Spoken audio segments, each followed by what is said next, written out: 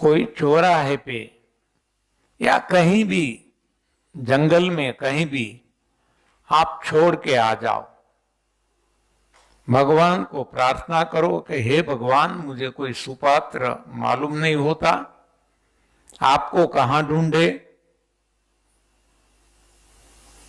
तो मैं आपको समर्पित करता हूं, आप कोई भी स्वरूप में इसका उपयोग कर लेना, हो जाएगा।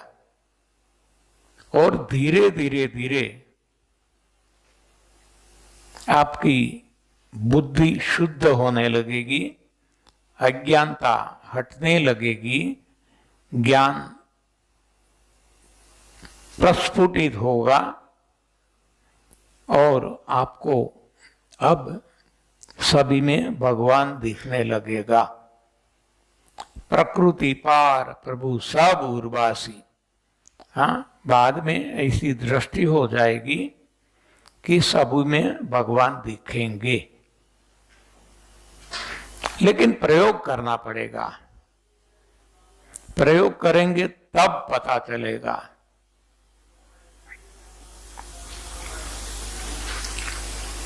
तो पात्रता नहीं देखना है,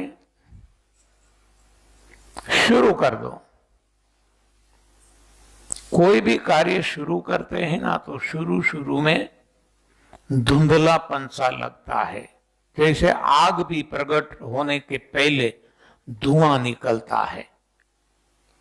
इस तरह कोई भी शुरुआत ऐसी धुंधली रहती है। कोई बात नहीं, हम शुरू कर दें और चालू रखें, अपने आप सब कुछ ठीक हो जाएगा।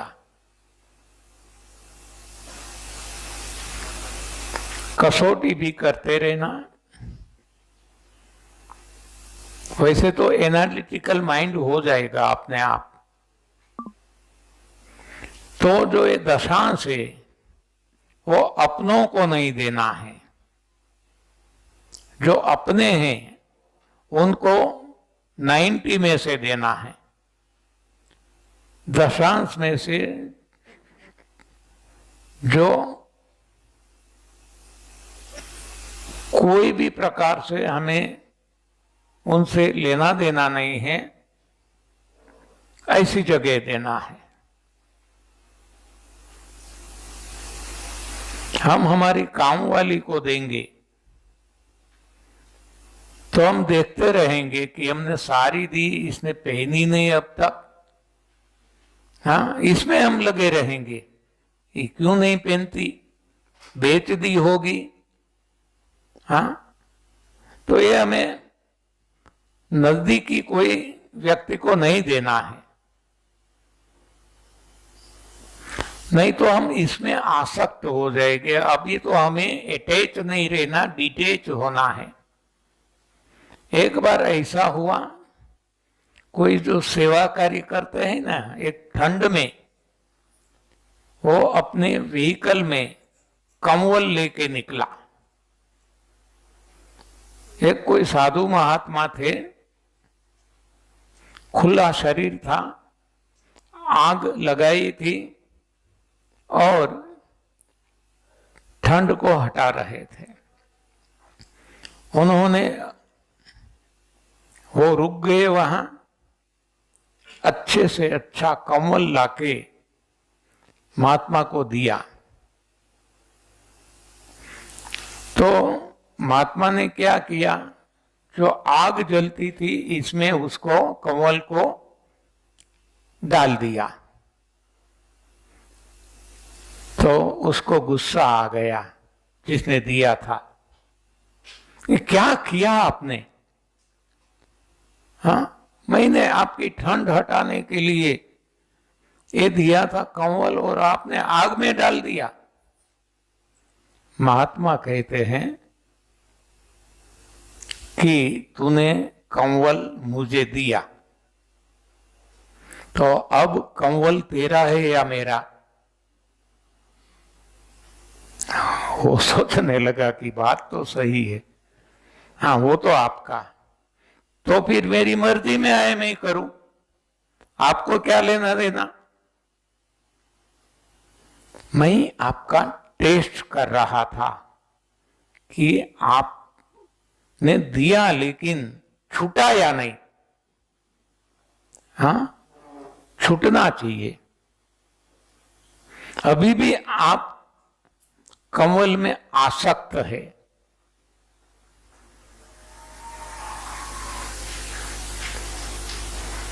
तो हमें अटैच नहीं रहना है, डिटेच रहना है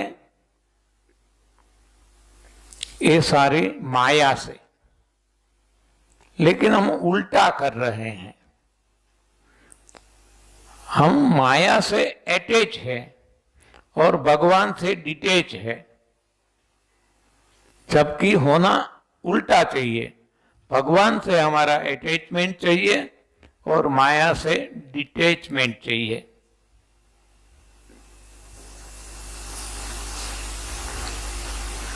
लेकिन ये स्थिति आना इतनी सरल नहीं है।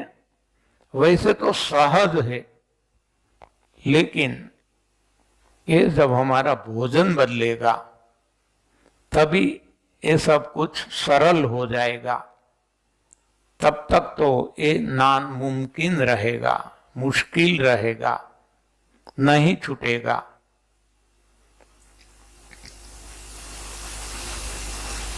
तो इस तरह से हम धीरे धीरे देना शुरू करें। 1%, 2%, 3%, 5%, 10%। बाद में तो ऐसी स्थिति आ जाएगी कि हमारी डिजायर ही खत्म हो जाएगी, कोई इच्छा नहीं रहेगी। देखो, ये मैं सच बताता हूं, हमारी दोनों, मेरी और मेरी पत्नी की आज कोई ख्वाहिश नहीं है, कोई इच्छा नहीं है। बस जो मिलता है इससे काम चल जाता है, और मिलता भी अधिक है। हमें चाहिए इससे ज्यादा मिल रहा है, मान पान मिलता है, धन भी मिलता है। हम लेते नहीं, कहीं चार्ज नहीं करते, आज तक नहीं किया, फिर भी मिलता है। तो ये तो अटल नियम है कुदरत का, प्रभु का, भगवान का। हम देंगे तो मिलेगा अवश्य। तो बस देते चलो, लुटाते चलो, यही तो जीवन है।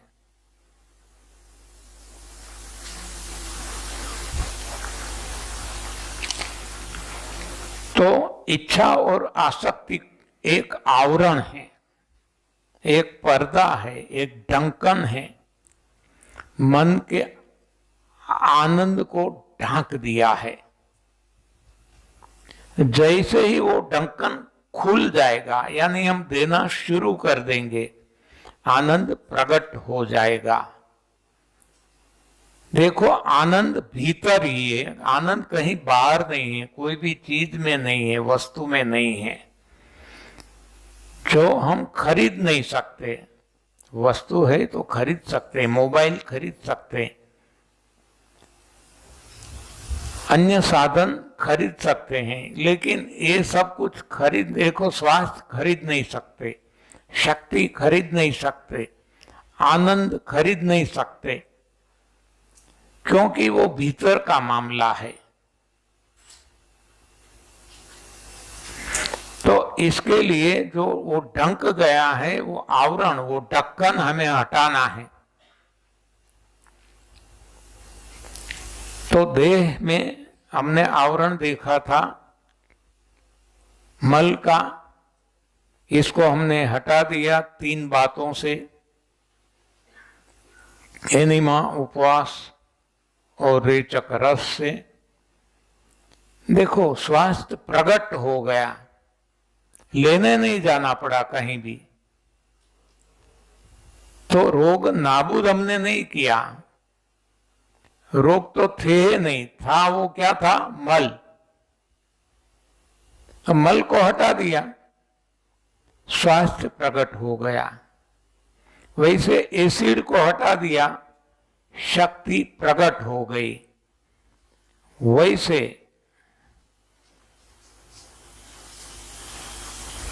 ये इच्छा और आसक्ति को हटा दिया और आनंद प्रकट हो गया। अब जो आनंद है वो मिटने वाला नहीं है। अब जो आनंद है वो खंडित नहीं होगा, वो अखंड रहेगा, अखंड आनंद।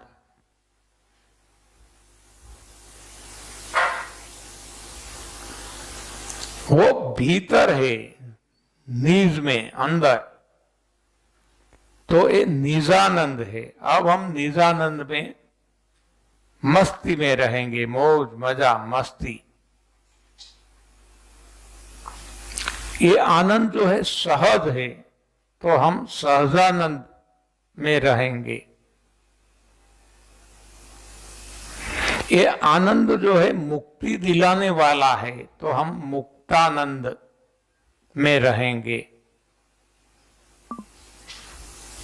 तो अखंडानंद, सहजानंद, मुक्तानंद, ऐसे सारे आनंद जो हम कहते हैं वो परमानेंट रहेगा। कब? जब हम देने लगेंगे और देते रहेंगे। एक बार देना शुरू कर दिया, आप इसको छोड़ नहीं सकेंगे, क्योंकि इससे आपको जो आनंद मिलता है वो आपकी अनुभूति होगी। अब आप इसको छोड़ नहीं सकेंगे। ये बढ़ता जाएगा। एक समय ऐसा आएगा कि जो हम दशांश निकालने का कहते हैं, एक समय ऐसा आएगा हम दशांश ही रखेंगे और 90% निकाल देंगे।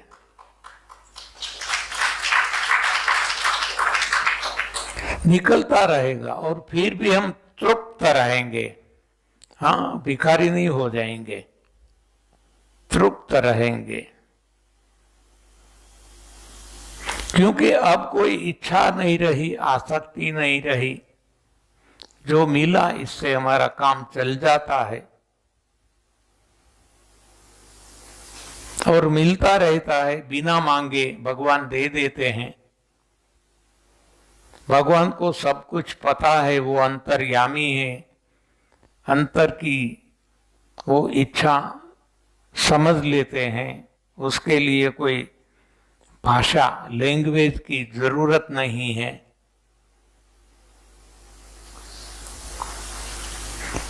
तो बस देते रहो, देते रहो, देते रहो और देखो जीवन में कैसा आनंद मिलता है।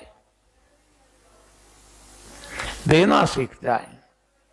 मैं कहता हूं ये संस्कार हमें अपने बच्चों को देना चाहिए,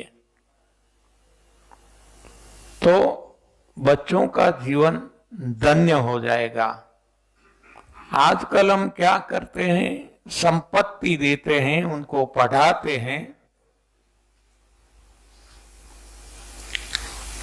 इससे एक गलत पढ़ाई हम पढ़ाते हैं। ये संस्कार नहीं देते, हमें संस्कार देना है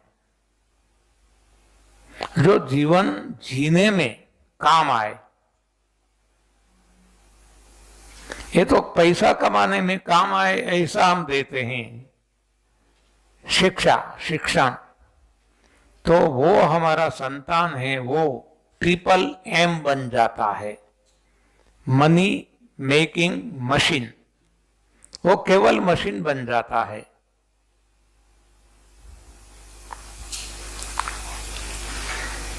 वो लागणी शून्य बन जाता है। वो रोबोट बन जाता है। वो मानव नहीं रहता। तो हमें हमारे संतान को संस्कार देना है। तो ये संस्कार है देने का। देने का सिखाओ बस। वो देना सीख जाएगा तो आना अपने आप शुरू हो जाएगा। पढ़ने की कोई आवश्यकता नहीं रहेगी।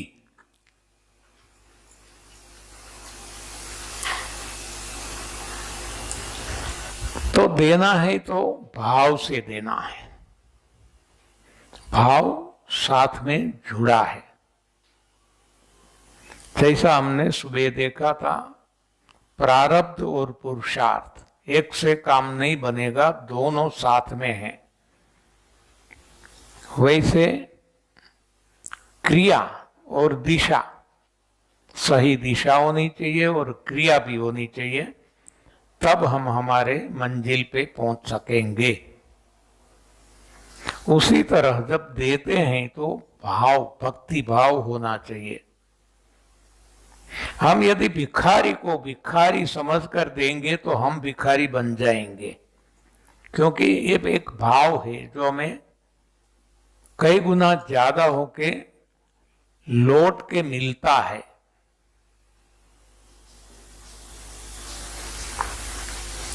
एक भिखारी एक राजा के पास गया, सम्राट के पास। राजा उस वक्त देव दर्शन के लिए निकल रहा था।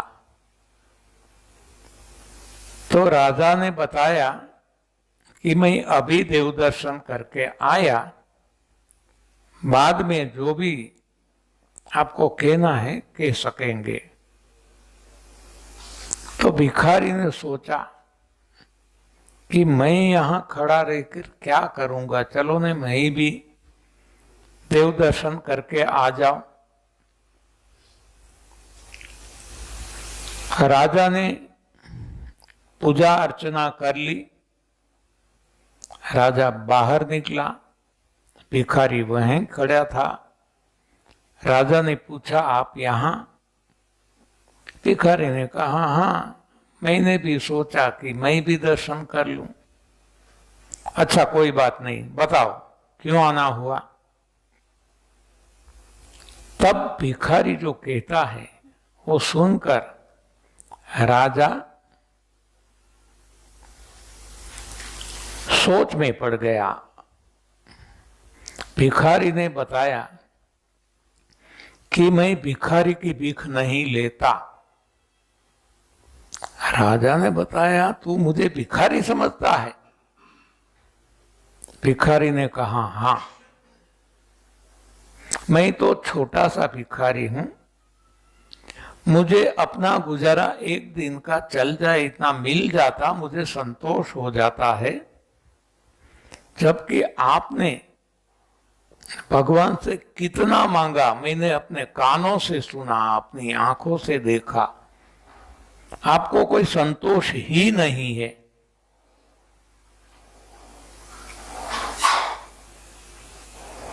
तो ये स्वभाव है।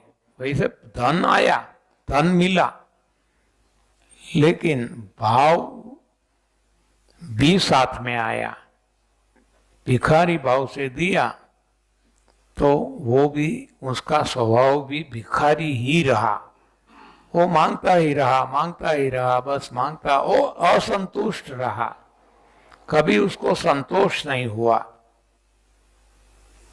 हम कहते हैं न, तू 1 पैसा दे दे वो 10 लाख देगा, गरीबों की सुनो वो तुम्हारी सुनेगा। अरे भाई, गरीब क्यों हुआ तू? तेरा धन गरीब के घर क्यों हुआ? तेरे कर्म ऐसे हैं। तो हम गरीबों को देकर गरीबों को अमीर नहीं बना सकते। हाँ, ये गरीबी हटाओ सूत्र कब से चल रहा है? हाँ, और अब चलता ही रहेगा सारी दुनिया में, केवल भारत में नहीं। तो गरीबी वैसे नहीं हटती। हम कौन होते गरीब को मदद करने वाले? हाँ, जब उनके कर्म ही ऐसे हैं तो उनको जन्म ऐसे परिवार में मिला, नहीं तो कोई धनी के वहां जन्म नहीं होता। तो गरीब को नहीं देना है। भगवान कोई गरीब नहीं है, हमें भगवान को देना है। भगवान की भक्ति करना है, भगवान की सेवा करना है। भगवान तो समर्थ है, समर्थ को देंगे। आप लौकिक भी आप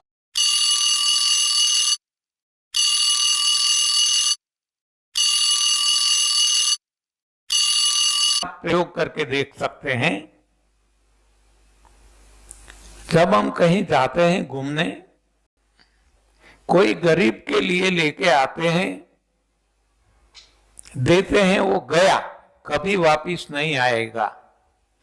लेकिन आप आपके कोई रिश्तेदार तो समर्थ है, उसके लिए कुछ लाओ, उनको दो, और देखना कि वो दोगुना करके जब नहीं लौटाएगा तब तक उसको चैन नहीं पड़ेगी। तो हमें समर्थ को देना है, भगवान समर्थ है। गरीबों को नहीं देना है, हम गरीब हो जाएंगे। भिखारी को नहीं देना है, हम भिखारी हो जाएंगे। तो ये भाव है जो लौट के वापिस आता है।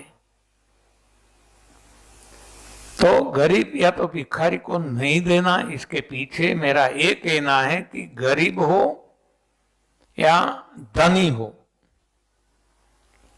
ये भिखारी हो या आम आदमी हो, सभी में भगवान दिखना चाहिए। भगवान दिखता है तो हम भगवान की सेवा करेंगे। लेकिन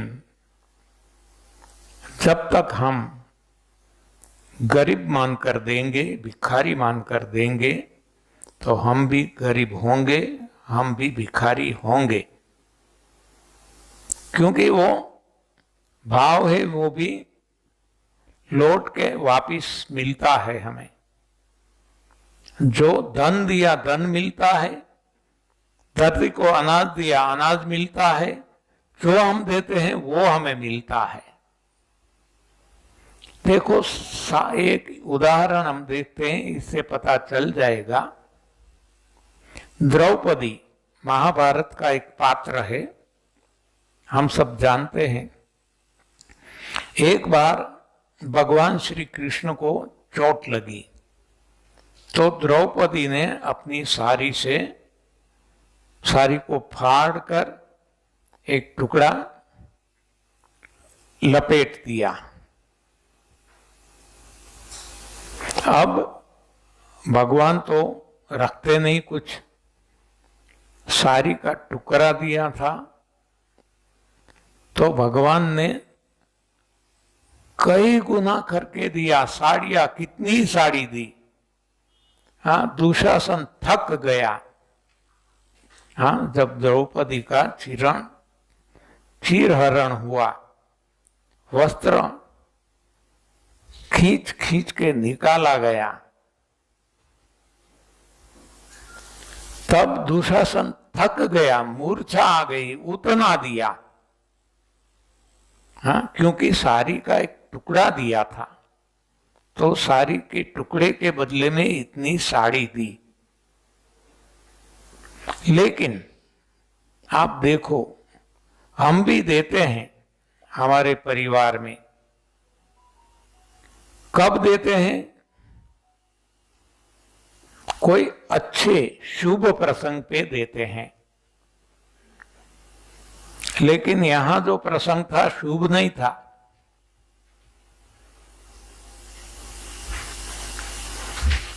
यहां द्रौपदी कैसी स्थिति में थी? बेचारेपन। हाँ, क्योंकि द्रौपदी ने जो दिया था वो भगवान को बेचारा समझकर दिया था। ओ, बेचारे को लग गया, मैं नहीं होता तो कौन, हाँ, इसको अपनी सारी कौन फाड़ता, ऐसी कुछ भावना बेचारेपन की। तो संजोग भी ऐसे हुए कि ऐसी स्थिति में द्रौपदी को आना पड़ा। तो यहां हम ये भी कह सकते हैं कि द्रौपदी का जो दुख था इसके लिए जिम्मेवार कौन है? न दुशासन है, न दुर्योधन है, न पांडव है, लेकिन द्रौपदी खुद है। द्रौपदी ने जो भाव से दिया था वो भाव से उसको वापस मिला। तो हमें देना है तो प्रभु सेवा के भाव से देना है।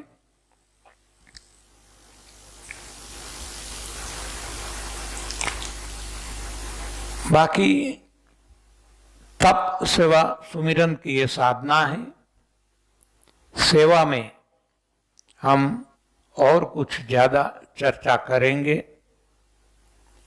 लेकिन यहां जो ढक्कन हटाना है इच्छा और आसक्ति का, तो देने से हटेगा। और जैसे इच्छा और आसक्ति हट जाती है तो आनंद प्रकट हो जाता है। बस ये हमें देखना है। अब आगे चलते हैं। स्वास्थ्य भी प्रकट हो गया, शक्ति भी अपने आप प्रकट हो गई, आनंद भी प्रकट हो गया। केवल ढंके हुए थे, हमने ढक्कन को खोल दिया, हटा दिया, प्रकट हो गए। जैसे कोई डायमंड, हीरा या तो कोई भी चीज, मोबाइल, कोई भी चीज कोई कपड़े से ढंक गया है तो हमें मिलता नहीं है, सारी दुनिया छान मारते हैं फिर भी। लेकिन जैसे ही एक कपड़े को हटा लेते हैं वो प्रकट हो जाता है, यानी कि वो वही था। हमने कहीं से ढूंढ नहीं निकाला, लाए नहीं, केवल हमने पर्दा हटा दिया। तो यही करना है। स्वास्थ्य को भी पर्दा हटाना है, मल हटाना है, शक्ति को भी एसिड हटाना है, आनंद के लिए भी इच्छा और आसक्ति को हटाना है। बाकी तो अंदर ही है, प्रकट हो जाएंगे। अब है बुद्धि की बारी। बुद्धि ने अज्ञान को घेर लिया है, अज्ञान ने बुद्धि को घेर लिया है। तो अब क्या है, अज्ञान को हटाना होगा। जैसे ही अज्ञान हट जाएगा ज्ञान प्रकट हो जाएगा।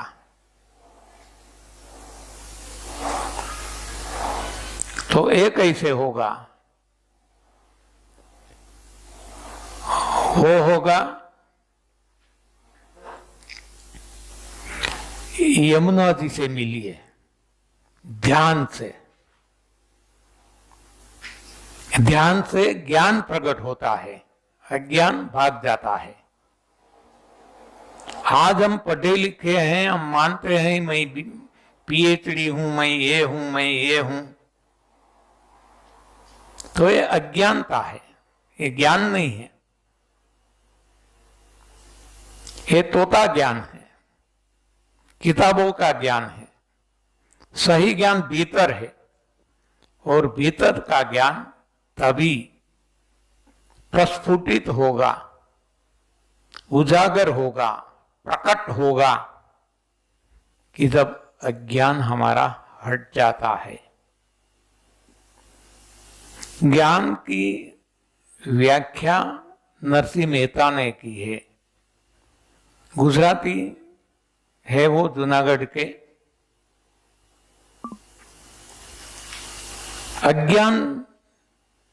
अज्ञानता किसको कहते हैं? नरसिंह मेहता, हूं करूं एज अज्ञानता। हाँ, देखो व्याख्या की। अज्ञान की परिभाषा, मैं कर रहा हूं, ये जब तक भाव रहता है, आई, ईगो, ये अज्ञानता है। हूं करूं एज अज्ञानता, शकटनो भारद्यम स्वांताणे। शकट यानी बैलगाड़ी। शकटनो भार, बोझ, बर्डन। शकटनो भारद्यम स्वान ताणे। स्वान यानी कुत्ता, डॉग। जो बैलगाड़ी चल रही है, इसको कौन खींच रहा है, इसका बोझ कौन उठा रहा है? बैल। जबकि इसके नीचे चलता कुत्ता वैसा मानता है कि ये बोझ मैं उठा रहा हूं, तो यह अज्ञान है।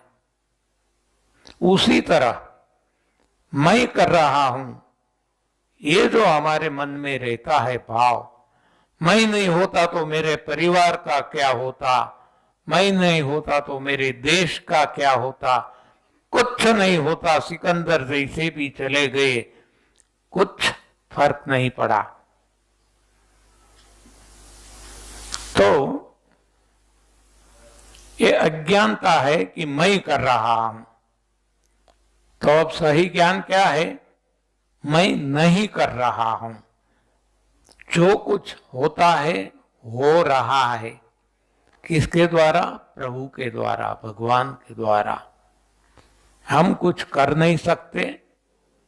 ये जब समझ में आ जाएगा वो सही ज्ञान है। और ये ज्ञान कब आएगा? ध्यान से। इसलिए ध्यान जरूरी है। इसलिए ये तप, सेवा और सुमिरन है। सुमिरन यानी ध्यान, मेडिटेशन, प्रेयर, प्रार्थना, जो भी कहें।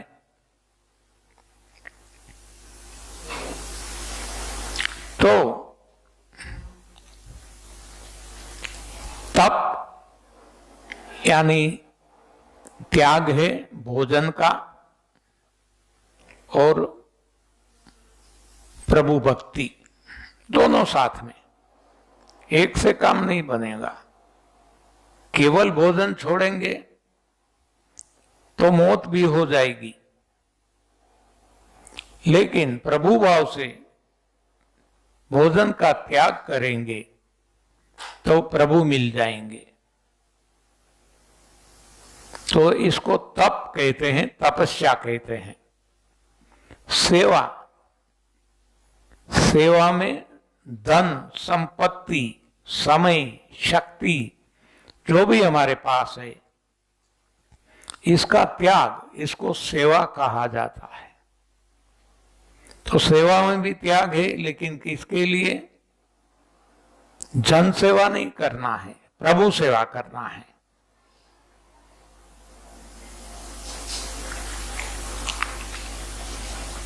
और सुमिरन यानी ध्यान। ध्यान किसका करना है? कोई चीज, वस्तु का नहीं करना है, प्रभु का करना है। और त्याग किसका करना है? विचारों का, जो अपने आप होगा, करने से नहीं होगा।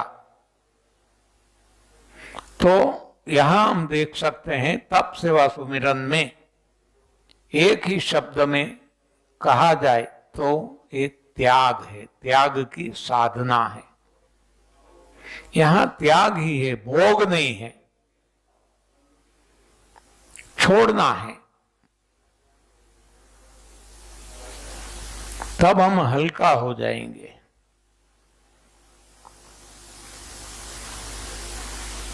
तो हमने ये देख लिया कि दवाई में स्वास्थ्य नहीं है, स्वास्थ्य भीतर है, मल हटाने से प्रकट हो जाता है। भोजन में शक्ति नहीं है, एसिड से ढंकी हुई है, एसिड को हटा देते हैं, शक्ति प्रकट हो जाती है।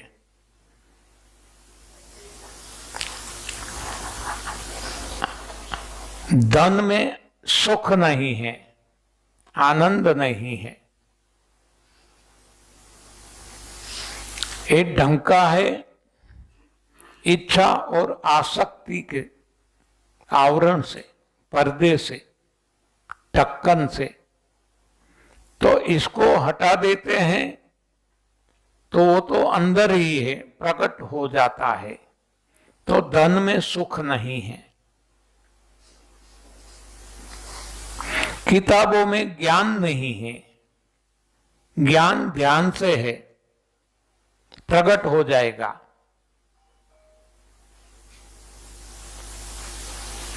प्रेम अपनों में नहीं है, प्रेम प्रभु में है।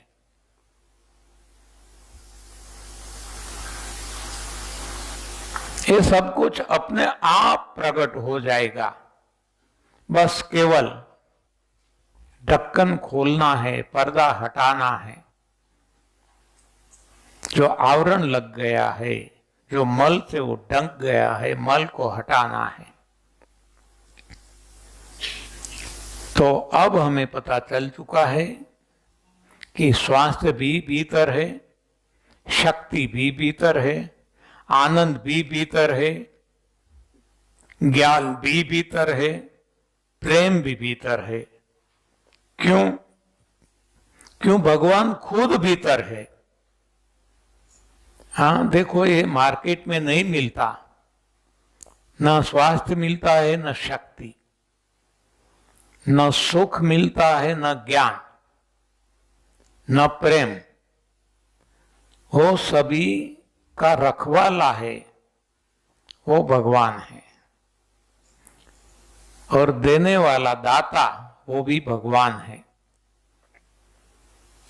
हमें मोबाइल चाहिए तो मोबाइल की दुकान पे जाना होगा, जो मोबाइल का विक्रेता है वहां जाना होगा।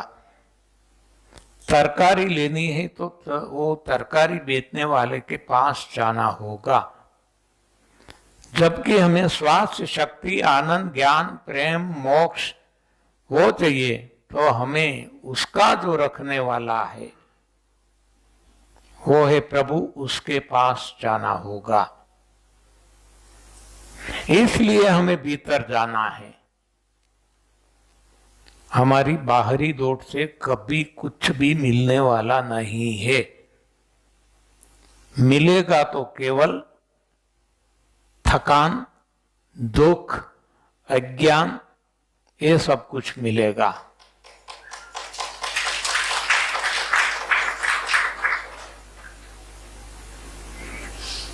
तो ये तप, सेवा, सुमिरन की साधना इंसान के लिए है।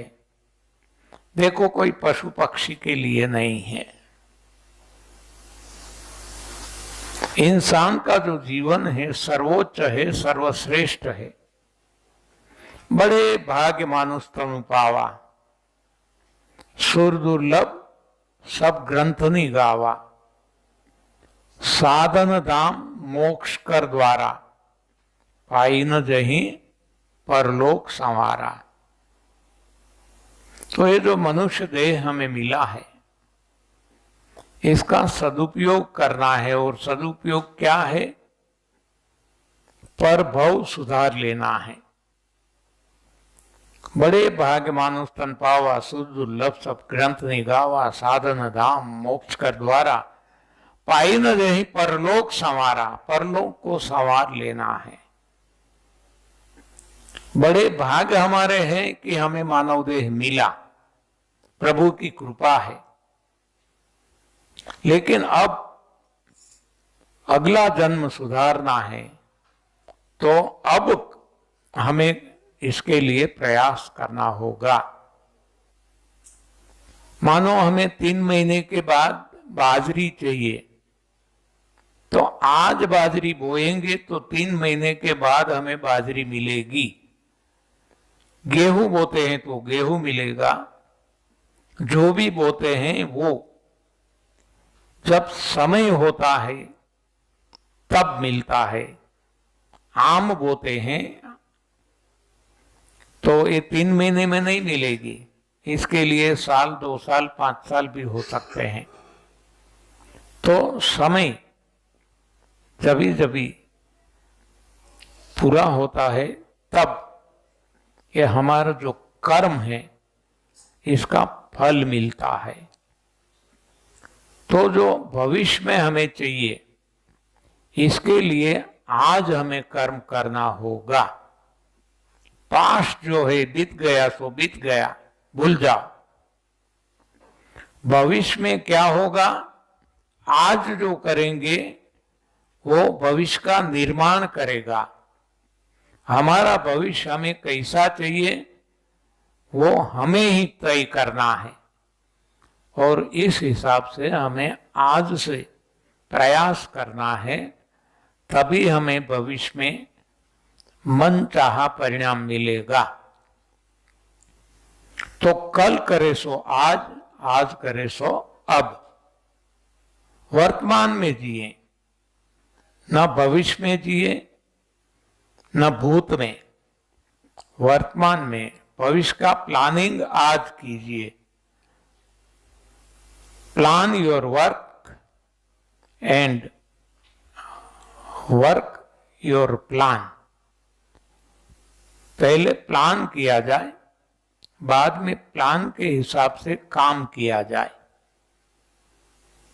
तो हमें भविष्य कैसा चाहिए ये आज तय करना है और आज उस पे काम करना है। और ये सभी में प्रभु को साथ में रखना है।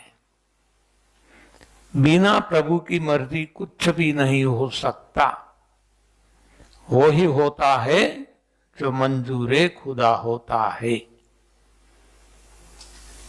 ईश्वर इच्छा बलियसी। हाँ, जो ईश्वर चाहते हैं वो ही होता है।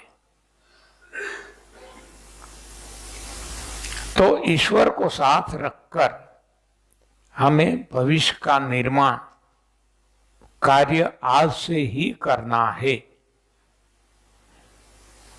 तो हमारा भविष्य हमारे हाथ में है। तो एक जीवन शैली है, लाइफ स्टाइल है। एनडीएस क्या है? लाइफ स्टाइल है। कोई कोई लोग पूछते रहते हैं कि ये कब तक करें। हाँ, जैसा सवाल वैसा जवाब हम देते हैं, जब तक आपको ठीक रहना है। हाँ, जब आप चाहते हैं कि फिर से डायबिटीज आ जाए, फिर से बीपी आ जाए, फिर से कैंसर हो जाए, तो फिर से वही शुरू कर देना पुराना वाला। तो एक लाइफस्टाइल है। देखो, जब से हमने चाय पीना शुरू किया, जब से हमने दाल चावल रोटी खाना शुरू किया, क्या कभी हमने पूछा था कि कब तक ये खाए? यहां हर कोई पूछते हैं कि कब तक ये एनडीएस फॉलो करें।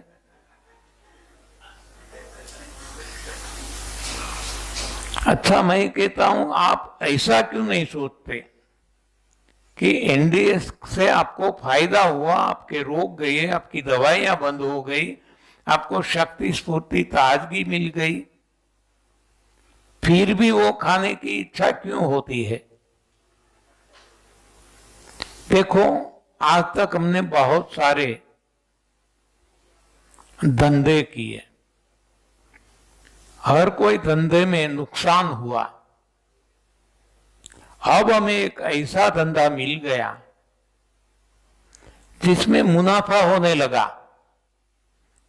तो क्या अब हम किसी को पूछने जाएंगे कि ये धंधा हम कब तक करें? हाँ, तो ऐसी बात है। यहां हमें लाभ मिला, हमारे रोग गए, शक्ति स्फूर्ति आनंद मिले, स्पिरिचुअल डेवलपमेंट हुआ, और फिर भी हम कहते हैं कि कब तक करें? हाँ, तो एक ऐसा सवाल है।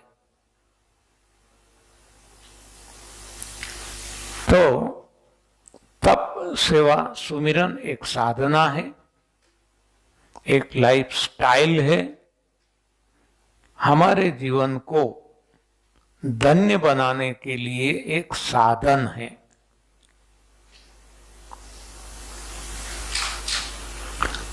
इसको जीवन भर अपनाना जरूरी है।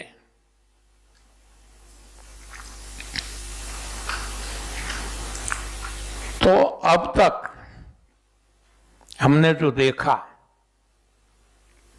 रोगों का कारण, रोगों का निवारण, सही भोजन, गलत भोजन। आगे हमने देखा केवल देह का नहीं, देह, इंद्रियां, मन, बुद्धि, चित्त, इन सभी को भी कैसे हम ठीक रख सकते हैं, उनके कौन से दोष है, दोष का निवारण हम कैसे कर सकते हैं, ये सारी बातें हमने देख ली।